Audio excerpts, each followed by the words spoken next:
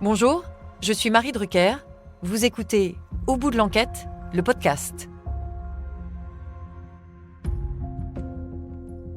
C'est l'une des affaires les plus longues et les plus troubles de l'histoire criminelle française. Une tragédie familiale dans le cadre glamour de la Côte d'Azur et de ses casinos. En octobre 1977, Agnès Leroux, l'héritière d'un grand établissement de jeux niçois, disparaît. Le principal suspect est son amant, Maurice Agnelet, un avocat manipulateur et influent. La justice le soupçonne de l'avoir assassiné pour détourner sa fortune. Mais les éléments matériels sont maigres et l'affaire va durer 37 ans. Il faudra attendre un extraordinaire coup de théâtre pour mettre un point final à cette énigme. Vous écoutez l'affaire Agnès Leroux, première partie.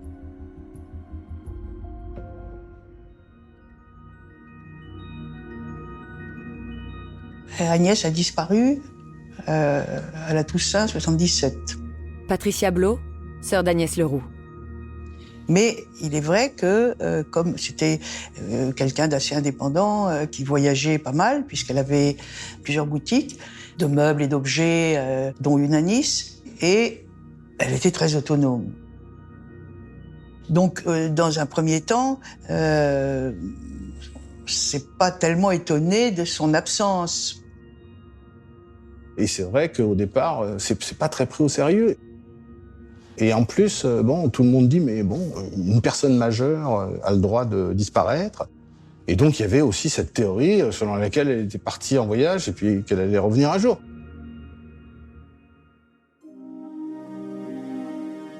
Agnès Leroux est une jeune femme qui a la petite trentaine. Stéphane Durand-Soufflant, journaliste au Figaro.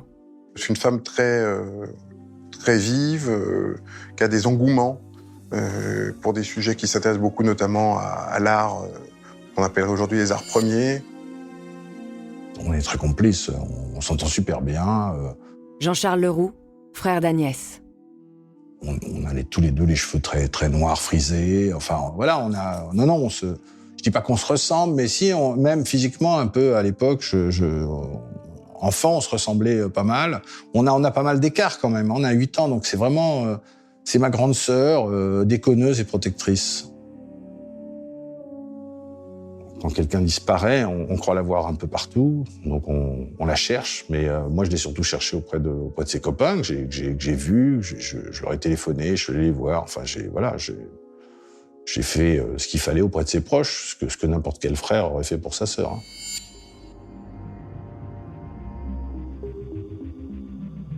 En février 78, ça fait déjà malheureusement plusieurs mois qu'on n'a plus de nouvelles d'Agnès. Et donc, pour déclencher une affaire, une enquête... Michel Franca, ancien journaliste au Matin de Paris. Sa mère, Madame Leroux, a déposé une plainte pour séquestration arbitraire. Elle n'est pas vraiment prise au sérieux. En plus, il y a eu un rapport de police qui lui a été relativement défavorable, disant que elle avait l'air plus intéressée par les affaires que par la disparition de sa fille. Nous, on est surtout établis à Monaco, puisque mon père dirigeait tous les casinos de Monaco après la guerre. À Nice, il avait acheté le Palais de la Méditerranée, il en avait fait un établissement magnifique qui était devenu quand même le 3e casino de France, donc c'était une grande réussite. Mon père était mort très brutalement. Patricia Blot, sœur d'Agnès Leroux. Donc ma mère avait repris, elle a été très très courageuse parce qu'elle n'était pas préparée non plus pour ça, je veux dire, mais elle a voulu continuer.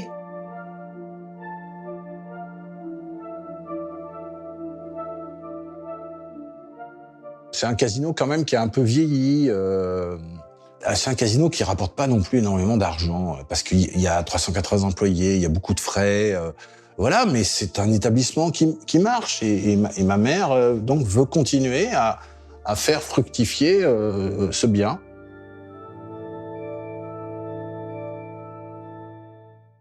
En mars 1978, la disparition d'Agnès est prise au sérieux par la police. Les enquêteurs vont au domicile de la jeune femme. Quand les enquêteurs enfin se rendent chez Agnès Leroux, ils trouvent un appartement évidemment vide, désert en tout cas, sans personne dedans. Et c'est très bizarre, c'est une ambiance d'abandon.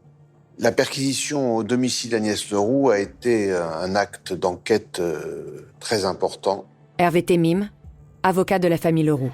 Puisque les enquêteurs en charge de la procédure vont découvrir en évidence un mot qui commence par « Désolé, mon chemin est fini » et qui laisse croire à une disparition volontaire et à une tentative de suicide.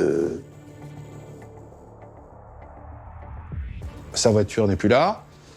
Elle écrit ce mot. Bon, l'hypothèse d'un départ volontaire et peut-être d'une tentative de suicide, puisqu'elle a déjà fait 2 tentatives de suicide précédemment, parce qu'elle n'était pas très bien. Donc voilà, c'est leur hypothèse de travail de départ, ce qui est légitime. Et bon, ils essayent de dater son départ en fonction des journaux qu'elle a reçus, des abonnements, des courriers, etc. Et donc, ils arrivent à déterminer qu'elle a disparu entre fin octobre, je crois le 30 octobre et le 2 novembre 1977. Mais un élément assez troublant sur le mot, elle dit « Je veux que Maurice s'occupe de tout ». Agnès Leroux est tombée follement amoureuse d'un avocat qui a plus de 10 ans de plus qu'elle, Maurice Agnolet. C'est un avocat niçois, jeune, il doit avoir 35-40 ans à l'époque. On peut dire que c'est un notable puisqu'il est franc-maçon et qu'il est président de la Ligue des droits de l'homme. Donc il a une certaine surface sociale sans avoir un cabinet très florissant. Il a une femme et 3 garçons. Et leur situation maritale est très bizarre parce qu'ils sont divorcés, mais enfin ils vivent toujours sous le même toit, c'est compliqué. L'affaire éclate, moi j'ai 7 ans. Thomas Agnolet, fils de Maurice Agnolet. Je suis quasiment né avec cette affaire. Cette affaire a été omniprésente, où que j'aille et tout le temps. Il était ambitieux, il était intelligent, il avait du charisme, il avait une ouverture d'esprit totale. Il était cultivé, il avait de l'humour, il était beau gosse. Les gens aimaient le côtoyer, aimaient avoir des projets avec lui. Et il s'intéressait aux philosophies orientales, etc. Enfin, il se donnait une allure d'intellectuel. Elle avait l'air très amoureuse. Moi, je l'ai ressenti dans les relations que j'avais avec elle, parce qu'on était quand même très proches, on s'appelait genre 3-4 fois par semaine. Et c'est vrai que dès que cet homme est rentré dans sa vie, j'ai senti un changement. Elle était très attachée à lui, c'est clair. Il a des maîtresses, il se flatte de ses conquêtes féminines. Il a une autre maîtresse qui s'appelle Françoise Losseur. Pour lui, mais c'est assez banal, il n'y a rien de choquant. François Saint-Pierre, avocat de Maurice Agnolet. Nous sommes aussi dans les années 70.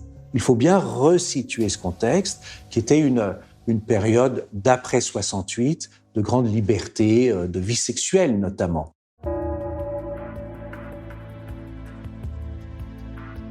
Lorsqu'éclate l'affaire Agnès Leroux, le casino est en partie la propriété de la famille Leroux qui en détient 50% des parts. Michel Franca, ancien journaliste au Matin de Paris. Le reste des parts est détenu par 2 gros actionnaires qui ont déjà traité avec le casino concurrent. Ce casino, le Roule, dirigé par un certain Jean-Dominique Frattoni, dont il a toujours été dit qu'il était proche du crime organisé italien. Et évidemment, Frattoni veut mettre la main sur le concurrent.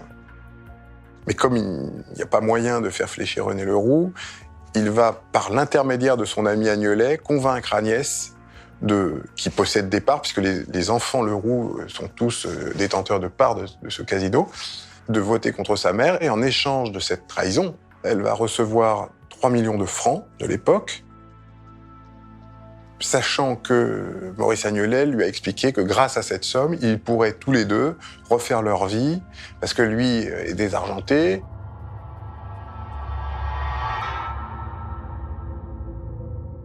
Une fille qui vote contre sa mère, c'est quand même c'est quelque chose de fort. Ça a été très violent. Moi, j'étais présent lors de ce vote, même si j'étais pas dans la salle du conseil d'administration. Je peux vous dire que c'était violent entre ma sœur et ma mère. Ça change beaucoup de choses, c'est-à-dire que ma mère qui était PDG ne l'est plus. En gros, on est viré du casino, quoi. C'est Frattoni qui en prend la direction. Et à partir de ce moment-là, il fait tout pour ruiner le casino.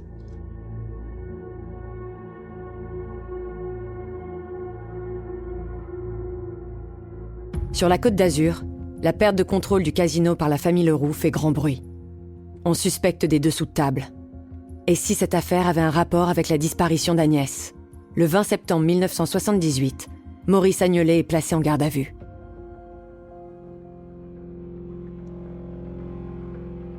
À l'époque, c'est extrêmement rare. Les avocats ne sont pas placés en garde à vue. Lui, si. Il va se réfugier derrière une sorte de droit au silence. Il va nier être l'amant d'Agnès Leroux. Mais les policiers ont bien d'autres preuves déjà dans leur dossier. Donc, ils savent que Maurice ment. Il ment sur ses relations, sur son mode de vie. La garde à vue est très insatisfaisante pour les policiers comme pour le juge. Et ils finissent par faire une perquisition au cabinet d'avocats d'Agnelet en se demandant voilà, ce qu'ils vont bien pouvoir y trouver.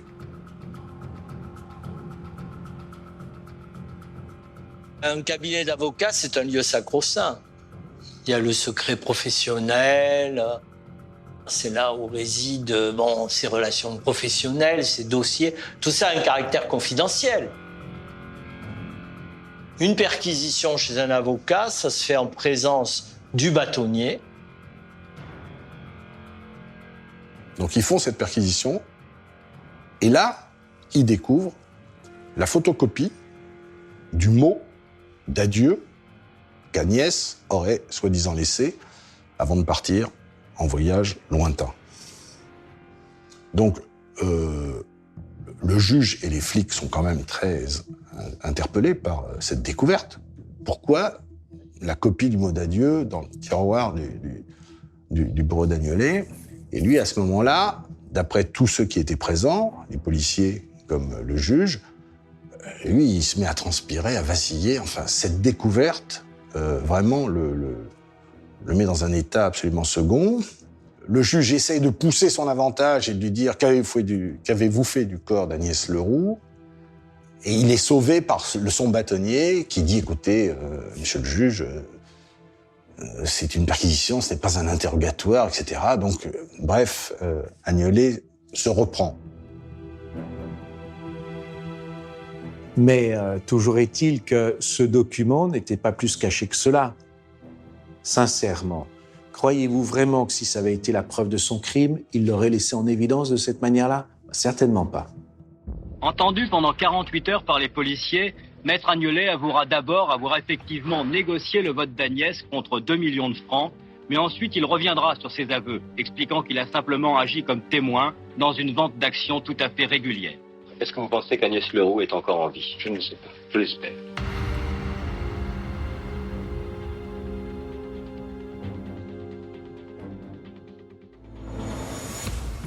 La famille Leroux soupçonne fortement Maurice Agnelet d'être responsable de la disparition d'Agnès. L'avocat aurait pu tuer sa maîtresse devenue gênante. D'ailleurs, avant la disparition d'Agnès, l'attitude de Maurice Agnelet leur semblait déjà très étrange.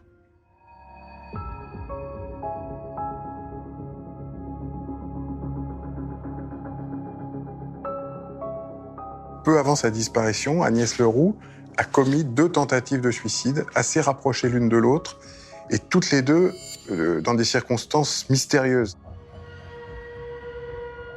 Elle avait donc cette boutique à Nice.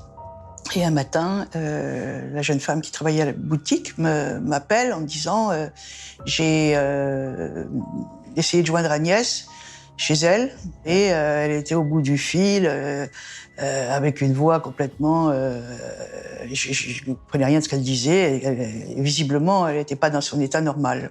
Patricia Blot, sœur d'Agnès Leroux. Et elle me dit, j'ai appelé Maurice Agnelet, Elle savait qu'ils avaient une relation, bien sûr. Et il m'a dit, mais pourquoi vous m'appelez? C'est une cliente. Voilà, bon, pourquoi vous m'appelez moi? Bon, bref, il raccroche. Agnolet, entre-temps, s'était quand même un peu ressaisi. Il a appelé la police en disant, voilà, j'ai une cliente, je viens d'essayer de la joindre par téléphone et elle avait une voix... il doit y avoir quelque chose qui va pas, et il donne son nom et il donne son adresse, mais il donne une fausse adresse. Et il ne dit évidemment pas qu'il a les clés. Il donne une fausse adresse, ce qui est bizarre, mais en même temps, tout le monde peut se tromper, hein. Donc voilà. Le seul problème, c'est que Agnès fait une nouvelle tentative de suicide 2 jours après, qu'il appelle les pompiers et qu'il donne à nouveau une fausse adresse. Ah, moi, je suis convaincu qu'il fait l'exprès les 2 fois. En fait, si cette tentative de suicide est réussie, ça l'arrange.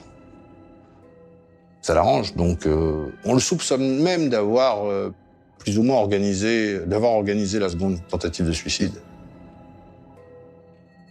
Tout l'accable. Parce que c'est le premier qui a compris qu'Agnès avait disparu.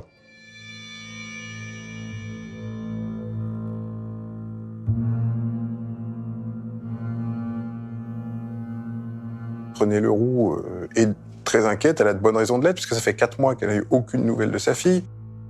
Pendant tous ces mois, Maurice Agnolet n'a eu de cesse que de dire « mais vous inquiétez pas », surtout par la voix de Jean-Charles Leroux, le frère d'Agnès qui était au contact avec lui, qui avait le contact.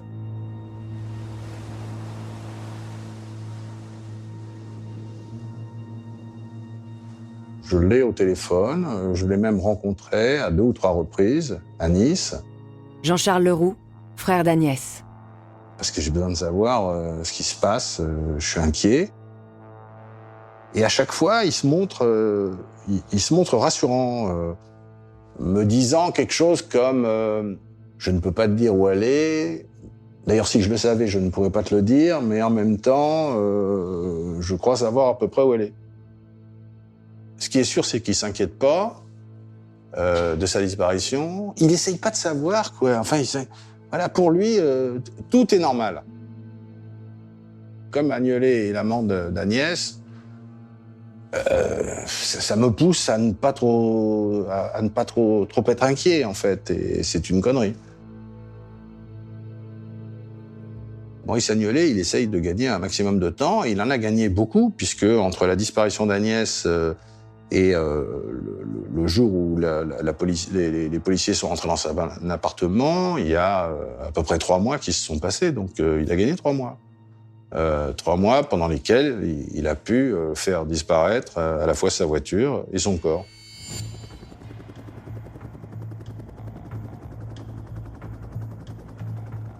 On envisage en fait qu'Agnès a pu être tuée et enterrée en plusieurs endroits. On a parlé des pistes de l'aéroport de Nice, on a parlé d'une villa sur la Corniche, on a parlé de lacs, d'endroits de ravins dans l'arrière-pays, et surtout qu'on se dit que peut-être on a fait disparaître et Agnès et sa voiture. Parce qu'il y a une grosse voiture. Et on n'a jamais rien trouvé.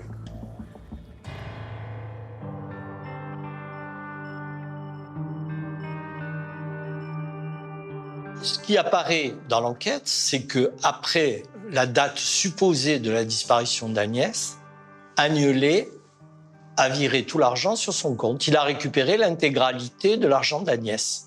Donc, ça apparaît clairement comme un mobile possible aux enquêteurs. Qui c'est qui bénéficie? La preuve est là. C'est Agnolet qui a récupéré l'argent.